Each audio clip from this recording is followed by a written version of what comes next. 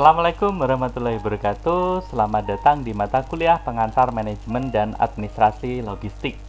Mata kuliah ini diperuntukkan bagi mahasiswa sarjana terapan manajemen dan administrasi logistik Sekolah Vokasi Universitas Diponegoro.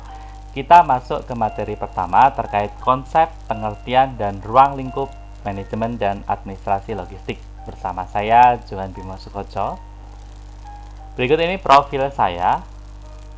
Saya Johan Bimo Sukoco, bisa dipanggil Bimo. Saya merupakan dosen tetap di Universitas Diponegoro. Saya memiliki pengalaman praktis sebagai staf logistik di perusahaan daerah air minum Kabupaten Sragen, sebuah BUMD yang bergerak di bidang pelayanan air minum. Saya sebagai pegawai tetap dari tahun 2012 sampai 2017, kurang lebih 5 tahun lebih. Nah, saya memiliki expertise di bidang logistik policy atau kebijakan logistik, logistik transportation management, kemudian green logistik, dan humanitarian logistik. Kita masuk ke materi, ke pengertian logistik. Apa itu logistik?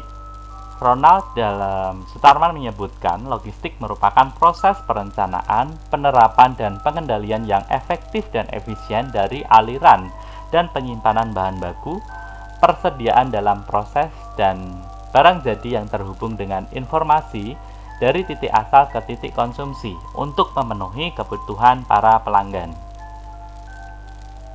Misi logistik sendiri adalah memperoleh barang atau jasa yang tepat untuk lokasi yang tepat pada saat yang tepat dan pada kondisi yang diharapkan, serta memberikan kontribusi besar untuk perusahaan atau organisasi. Ruang lingkup logistik. Kegiatan kunci dari logistik terdiri dari: pertama, penerapan standar pelayanan atau customer service, kedua, manajemen transportasi, ketiga, manajemen persediaan, dan empat, pemrosesan pesanan. Pertama, kita akan mempelajari penerapan standar pelayanan atau customer service dalam logistik. Standar pelayanan dilakukan dengan cara kerjasama dengan bagian pemasaran untuk menetapkan keinginan dan keperluan pelanggan untuk pelayanan logistik, merespon pelanggan untuk dilayani, dan tingkat pelayanan kepada pelanggan. Terkait dengan manajemen transportasi, kita memilih moda dan pelayanan transportasi, konsolidasi angkutan, rute angkutan, jadwal kendaraan, pemilihan perlengkapan dan moda, pemrosesan keluhan, sampai dengan audit tarif angkutan. Di dalam manajemen transportasi ini, kalian akan mempelajari mata kuliah lebih lanjut di semester berikutnya, yaitu terkait manajemen transportasi logistik. Kemudian manajemen persediaan. Di dalamnya mempelajari kebijakan penyimpanan bahan baku dan barang jadi, peramalan atau forecasting penjualan jangka pendek, kemudian bauran produk dalam titik simpan, just in time, strategi dorong dan tarik. Pull up dan pull down biasanya disebut di dalam manajemen persediaan. Manajemen persediaan ini juga dipelajari di mata kuliah lebih lanjut terkait inventory management atau manajemen persediaan. Ada juga pemrosesan pesanan, yaitu prosedur interface antara penjual dengan persediaan dengan metode penyampaian informasi pesanan dan aturan pemesanan. Nah, Standar Kompetensi Kerja Nasional Indonesia atau SKKNI telah merumuskan kemampuan kerja yang mencakup aspek pengetahuan, keterampilan, keahlian, serta sikap kerja yang relevan dengan pelaksanaan tugas dan syarat jabatan yang ditetapkan sesuai dengan ketentuan Undang-Undang Nomor 13 Tahun 2003 tentang Ketenagakerjaan dan Peraturan Pemerintah Nomor 23 Tahun 2004 tentang Badan Nasional Sertifikasi Profesi atau BNSP. Dan Peraturan Pemerintah Nomor 31 Tahun 2006 tentang Sistem Pelatihan Kerja Nasional. Nah, untuk bidang logistik, Kementerian Koordinator Bidang Perekonomian dan BNSP telah menetapkan skema sertifikasi kompetensi profesi okupasi nasional Indonesia sektor logistik, mencakup warehouse operator, logistik administrative officer, warehouse supervisor, freight forwarder, supply chain manager, dan truck driver atau driving operation. Untuk sarjana terapan manajemen dan administrasi logistik Sekolah Vokasi Universitas Diponegoro sendiri, kita mengacu pada Keputusan Menteri Ketenagakerjaan Republik Indonesia Nomor 94 Tahun 2019 tentang penetapan Standar Kompetensi Kerja Nasional Indonesia (SKKNI), kategori pengangkutan dan pergudangan golongan pokok pergudangan dan aktivitas penunjang angkutan bidang logistik. Nah, di sini kita lihat profil lulusan sarjana terapan manajemen dan administrasi logistik. Profil lulusan antara lain dia bisa dapat bekerja sebagai supply chain manager, karena di dalamnya kita mempelajari mata kuliah terkait supply chain, kemudian supply chain manajemen, rantai pasok dan lain sebagainya. Jadi kalian bisa bekerja sebagai supply chain manager, diharapkan dapat mengintegrasikan berbagai pasokan, berbagai kegiatan di dalam logistik itu sendiri. Kemudian kalian dapat bekerja sebagai logistik administratif officer yang mempelajari terkait dokumen-dokumen administratif secara lebih efektif dan efisien, utamanya di era modern sekarang ini, di era disruptif 4.0 sampai dengan 5.0 dan seterusnya, kita menggunakan teknologi informasi di dalam pengelolaan administratifnya. Kemudian kalian juga dapat bekerja sebagai warehouse supervisor, di mana kalian dapat bekerja di sektor-sektor pergudangan dan lain sebagainya yang terkait dengan persediaan barang, dan kalian dapat bekerja di bidang freight forwarder atau perusahaan yang berfungsi untuk pengiriman barang atau distribusi barang, biasanya distribusi ekspor, impor dan lain sebagainya. Di mata kuliah terkait ekspor impor kalian juga akan mempelajarinya. Jadi mata kuliah yang ada di dalam di prodi ini akan mempersiapkan kalian menjadi seorang supply chain manager, logistik administrasi officer, warehouse supervisor atau freight forwarder. Nah, sedangkan dua lini yang lain, yaitu warehouse operator dan truck driver atau driving operation, diharapkan lulusan sarjana terapan manajemen dan administrasi logistik tidak bekerja di sektor ini, karena warehouse operator lebih menekankan kepada operatornya, di mana teman-teman di Diplomatika, SMK atau sederajat yang akan bekerja sebagai operator. Kalian setingkat lebih tinggi karena kalian bekerja sebagai warehouse supervisor, karena keilmuan kalian di manajemen pergudangan ataupun warehouse management akan diterapkan di sini untuk mempersiapkan kalian menjadi seorang warehouse supervisor.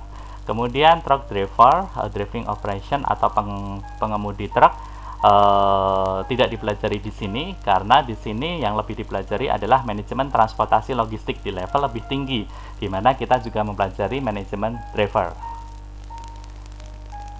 Nah, ini adalah beberapa sektor-sektor logistik yang kita dapat masuk di dalamnya, maupun kita dapat membuat riset terapan terkait sektor-sektor ini.